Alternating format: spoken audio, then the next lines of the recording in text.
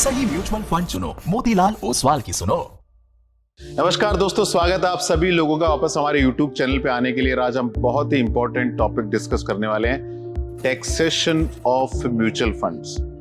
तो हम basically mutual fund product को 4 कैटेगरी में डिवाइड करते हैं। सबसे पहले आते हैं म्यूचुअल फंड प्रोडक्ट, जहां पे जो भी गेन होता है वो आपकी इनकम में ऐड हो जाता है, जैसे कि फिक्स डिपॉजिट हो गया या बॉन्ड के जो गेन आ रहे हैं। तो वो कौन कौन से फंड है?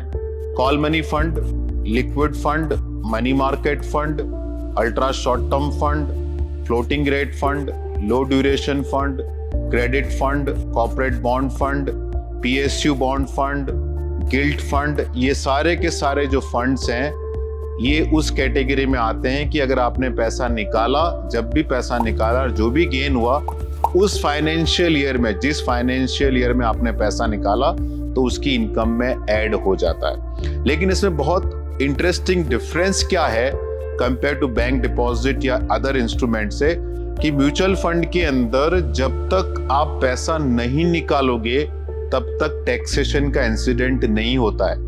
एफडी में आपको एनुअल टैक्स देना पड़ता है इंटरेस्ट पे।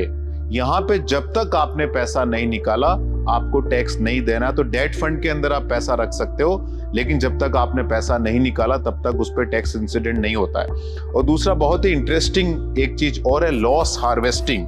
कि डेट म्यूचुअल फंड में अगर आपने पैसा डाला और आपको कहीं और कैपिटल लॉस है, तो उस कैपिटल लॉस को आप डेट म्यूचुअल फंड में जो गेन है उससे एडजस्ट कर सकते हैं। ये ऑप्शन बाकी इन्वेस्टमेंट ऑप्शन में नहीं अवेलेबल है। जैसे आपने for illustration purposes HDFC limited में एफडी की और डीएचएफएल के अंदर एफडी की है।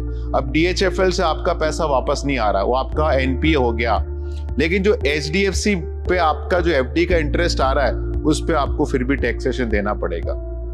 म्यूचुअल फंड में सपोज 2 डेट म्यूचुअल फंड है, एक में नुकसान हो रहा है और एक में गेन हो रहा है, तो आप दोनों को एडजस्ट कर सकते हैं। तो ये लॉस हार्वेस्टिंग बहुत इंटरेस्टिंग ऑप्शन म्यूचुअल फंड के अंदर ही अवेलेबल है। दूसरा हम देखते हैं किस तरह के म्यूचुअल फंड है। अच्छा, जो हमने डेट म्यूचुअल फंड की बात की उसके अंदर ही इंटरनेशनल फंड और एफओएफ भी उसी के अंदर आ जाते हैं। 1 अप्रैल 2023 के बाद जो इंटरनेशनल फंड है, जो फंड ऑफ फंड है, वो इन्वेस्ट तो इक्विटीज में करते हैं, इंटरनेशनल इक्विटी या डोमेस्टिक इक्विटी म्यूचुअल फंड में इन्वेस्ट करते हैं, लेकिन उनका टैक्सेशन एफडी जैसा हो गया। इस बात का जरूर ध्यान रखें। हाँ, एक बात और जरूर ध्यान रखें कि 1 अप्रैल 2023 के पहले जो भी आपने पैसा इन फंड में डाला है, डेट म्यूचुअल फंड या एफओएफ या इंटरनेशनल फंड में, तो वहां ग्रैंड फैदरिंग है। मतलब वहां पे 3 साल बाद अगर आपने पैसा निकाला है, नहीं निकाला, तो आपको long term capital gain tax with 20% indexation मिलेगा। इस बात का जरूर ख्याल रखें। दूसरा हो गया, ऐसे फंड है इंडिया के अंदर कि जहां आपको पुराना डेट म्यूचुअल फंड का टैक्सेशन लगेगा। मतलब अगर आपने 3 साल पहले पैसा निकाला तो आपकी इनकम में ऐड हो जाएगा, लेकिन 3 साल बाद आपने पैसा निकाला तो वो पैसे पे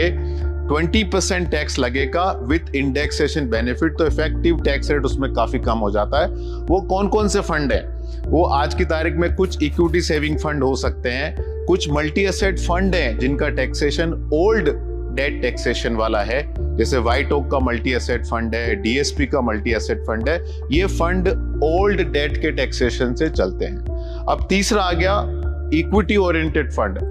तो इक्विटी ओरिएंटेड फंड के अंदर क्या होता है कि अगर आपने 1 साल के पहले पैसा निकाला तो आपको गेन पे 15% टैक्स देना पड़ेगा, और 1 साल बाद पैसा निकाला तो 10% टैक्स देना पड़ेगा।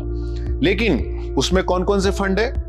उसमें है इक्विटी आर्बिट्राज फंड, बहुत सारे इक्विटी सेविंग फंड उसके अंदर आते हैं, बैलेंस एडवांटेज फंड सारे के सारे उसके अंदर आते हैं, कुछ मल्टी एसेट फंड उसके अंदर आते हैं, सारे बाकी फंड अग्रेसिव हाइब्रिड फंड उसके अंदर आते हैं। जिस भी फंड में 65% या उसके ऊपर इक्विटी या इक्विटी ओरिएंटेड एलोकेशन होता है, उनका टैक्सेशन 10%, 15% वाले में होता है। सारे लार्ज कैप, सारे multi cap, flexi cap, value, focus, mid, micro, small cap, सब के सब इस कैटेगरी के अंदर आते हैं, जहां लॉन्ग टर्म कैपिटल गेन 12 महीने बाद 10% है, उसके पहले वाला 15% है। लेकिन सारे म्यूचुअल फंड के अंदर आपको एक चीज का जरूर ध्यान रखना है कि म्यूचुअल फंड में जब तक पैसा नहीं निकाले तब तक आपका टैक्सेशन नहीं होता। दूसरा बहुत इंपॉर्टेंट चीज आपको हर फाइनेंशियल ईयर में करनी है कि long term capital gain up to 1 lakh rupees हर पैन कार्ड पे उसका एग्जेम्पशन मिलता है। तो अपने पोर्टफोलियो को इस तरह देखें कि जहां भी हर फाइल के अंदर 1 लाख रुपए आपको साल का long term capital gain book करना है। अगर आपका कहीं बुक नहीं हो रहा तो म्यूचुअल फंड इन्वेस्टमेंट में आप जरूर बुक करें, इस बात का ध्यान रखें। तो आपको 1 लाख रुपए का हर साल लॉन्ग टर्म कैपिटल गेन का बेनिफिट आपको हर फाइल पे लेना है। ये दोस्तों वीडियो सिर्फ और सिर्फ एजुकेशनल पर्पसेस के लिए है। Mutual fund investments are subject to market risk. Please read offer document carefully before investing. और कोई भी इन्वेस्टमेंट ऑप्शन में रिटर्न देखने से पहले रिस्क जरूर देखें, टैक्स बेनिफिट देखने से पहले रिस्क जरूर देखें। और please consult your mutual fund distributor या टैक्स कंसल्टेंट। आपके इंडिविजुअल फंड में किस तरह का टैक्सेशन होता है, आप अपने इंडिविजुअल लेवल के ऊपर ध्यान दें। ये हमने ब्रॉड आपको डायरेक्शन दिया है। और फाइनली दोस्तों, ये आपका पैसा है, आपका फ्यूचर, आप डिसाइड करें। हम इस पूरे प्रोसेस में बहुत ही छोटे एनेबलर हैं। Investment in securities market are subject to market risks. Read all the related documents carefully before investing.